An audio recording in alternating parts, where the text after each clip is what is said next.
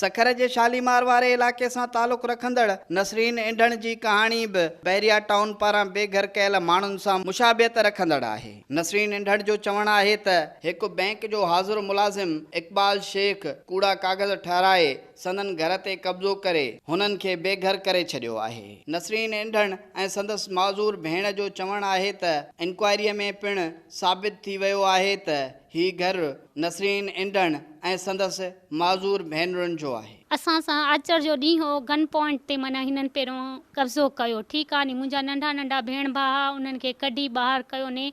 7 सालनि खां वठी असां कंहिं महिल पुलिस ॾे वञूं था, कंहिं महिल असां मुख़्तियारकार ऑफिस वञूं था, कंहिं महिल असां नेब जी ऑफिस वञूं था, त कंहिं महिल कहिड़े डिपार्टमेंट। असां एॾे क़दर ते 14 साल थी विया आहिनि धिका खाई खाई। 14 सालनि में असां सां इंसाफ़ न थियो आहे। इक़बाल शेख बैंक जो मुलाज़िम आहे, उन सां गॾु हाशिम मिराणी टच में आहे। असां हर काॾे विया हर कंहिं आसरा ॾिना आहिनि, सिर्फ़ु चवंदा आहिनि कंदासीं कमु कंदासीं, कंदा ई न आहिनि। असांखे जाइ खपे पंहिंजी, दर पदर असांखे पंहिंजी जाइ खपे, ॿियो कुझु न खपे। सिंध में मिल्कियतनि ते कब्ज़ा करण वारी माफ़िया धरती धणियुनि जो जीअण जंजाल करे छॾियो आहे। नसरीन इंढण जहिड़ियूं हज़ारे न्याणियूं पंहिंजे हक़नि जे लाइ कामोरनि जे दर जा धिका खाइण ते मजबूर आहिनि। कैमरामैन शब्बीर जोगीअ सां गॾु नज़ाकत जतोई, सिंध टीवी न्यूज़, सखर।